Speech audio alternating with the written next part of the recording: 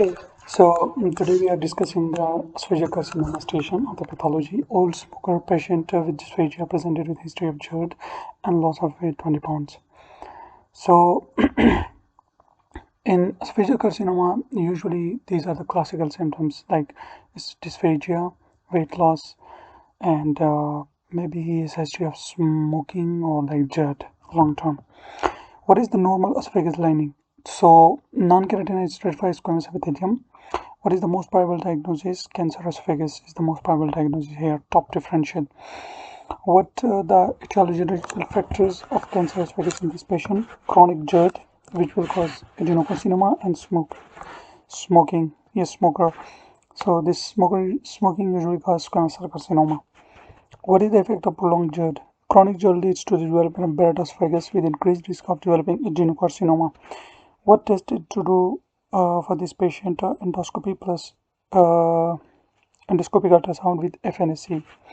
Upper GI endoscopy with biopsy, or we can do endoscopic ultrasound with FNSC, final respiration, cytology, or you can take biopsy. Which specialty will do FNSC? Pathologist.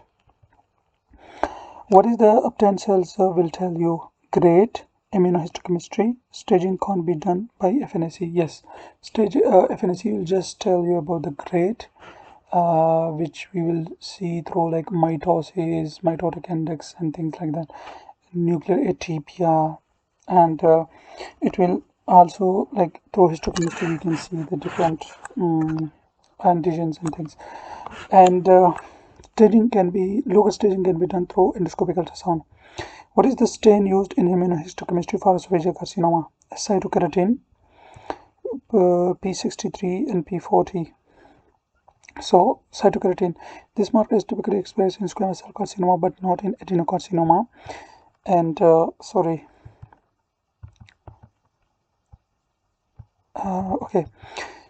this marker is typically expressed in squamous cell carcinoma but not in adenocarcinoma. P63 and P40 commonly expressed in squamous cell carcinoma. The specificity for squamous cell differentiation makes them useful in distinguishing squamous cell carcinoma from adenocarcinoma.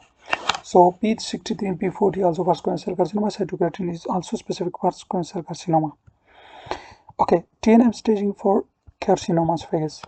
Okay, so I remember this by T2. Usually T2 is muscle involvement. So like T2 is the like in between stage, like you will go either on one side of it, like towards the lumen or away from the lumen, but T2 will be like muscles. So you can see T2 invasion into muscularis propria. So beyond the muscularis propria, and so carcinoma in situ is high grade just dysplasia, mucus restricted, mucosa restricted. T1 will be invasion into lamina propria and muscularis mucosae or submucosa. T2 will be the muscularis propria invasion, and T3 beyond it, like invasion into adventitia.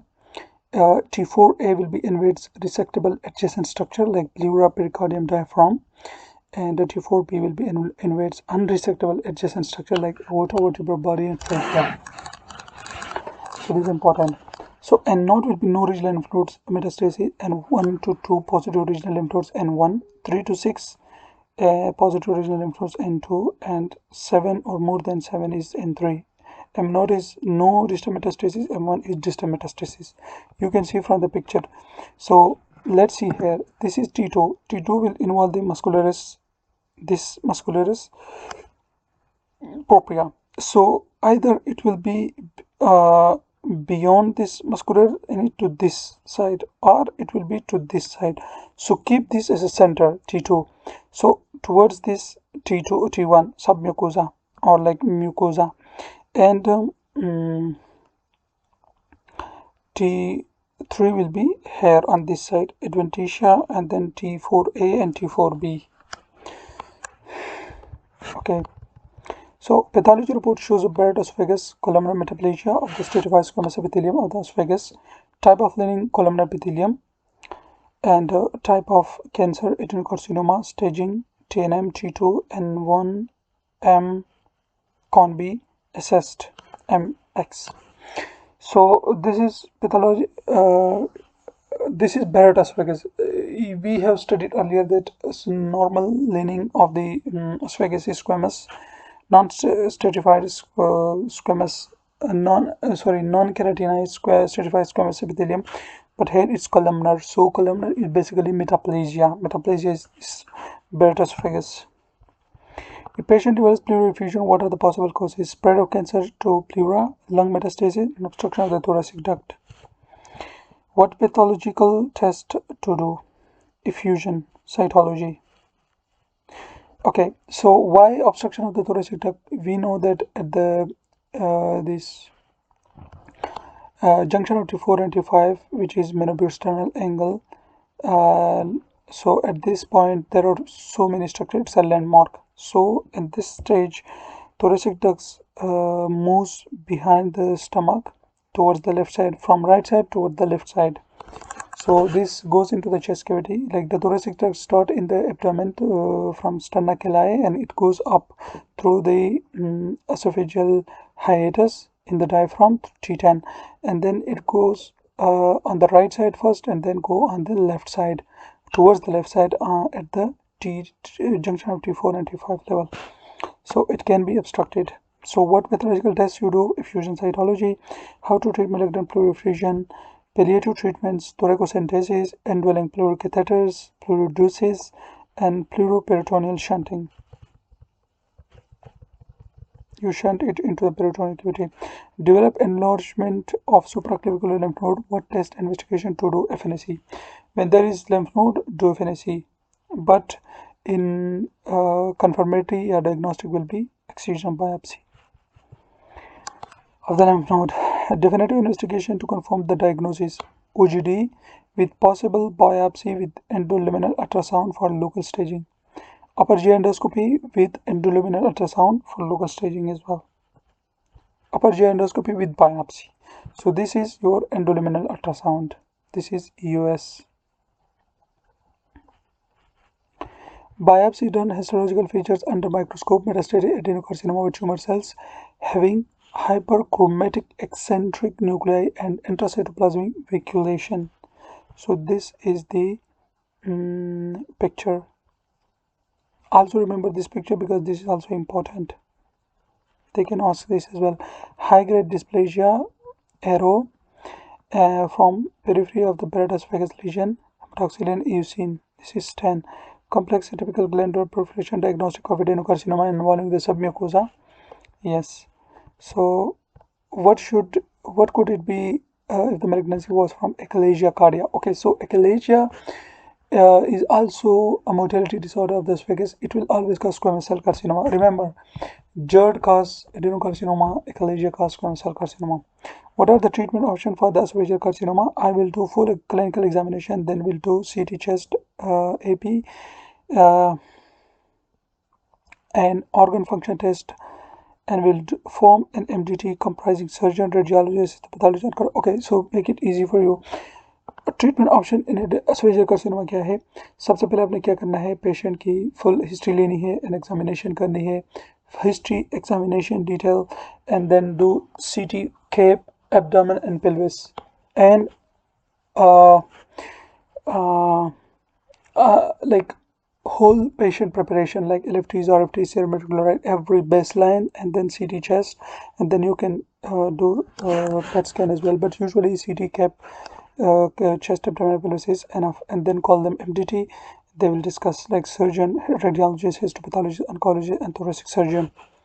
Treatment for squamous cell carcinoma, adenocarcinoma of the esophagus differ. Yes, they are different. This is primarily due to the positive outcomes that are observed when localized squamous cell carcinoma, particularly of the proximal esophagus, are treated with radical chemoradiotherapy, obviating the need for surgery.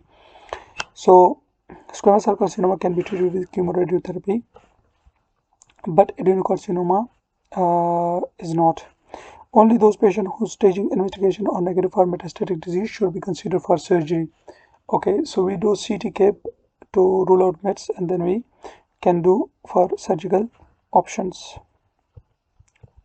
Okay, endoscopic mucosal resection treatment for early localized adenocarcinoma of the distal esophagus cervical mirrors that of surgical resection for carcinoma in situ and T1 disease. Okay, so let me tell you that we have like T1A and T1B. So basically T1B is treated through esophagectomy.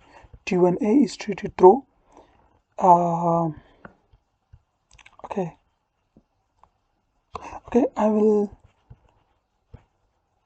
yes. So earlier disease in the mucosa, limited to the mucosa and submucosa, they are treated by endoscopic mucosal resection. Transhiatal esophagectomy, most commonly used for junctional type 2 tumors where limited thoracic esophageal resection is required, less morbidity than two-field esophagectomy. Invasive esophagectomy, two-stage approach for middle and distal tumors, very commonly performed. Intrathoracic anastomosis will result in mediastinitis in event of anastomotic leak, lower incidence of recurrent laryngeal nerve injury. So this is two-stage, like abdominal incision plus the thoracic incision. So like this two-way procedure, two-stage procedure. And McCann esophagectomy, this is three-field approach, like abdominal, thoracic, and cervical, may be useful for proximal tumors. Anastomotic leakage is less serious, higher incidence of recurrent laryngeal nerve. So McCann esophagectomy is, there is a higher chances of laryngeal nerve injury. Neoadjuvant and adjuvant treatment. Neoadjuvant radiotherapy alone prior to resection confirms little benefit and is not routinely performed. Preoperative chemotherapy is suited with survival advantage. Okay. OE2 trial. Perioperative, pre and post-operative chemotherapy confers a survival advantage in junctional tumors. Okay. And post-operative chemotherapy is not generally recommended following esophageal resection outside clinical trials.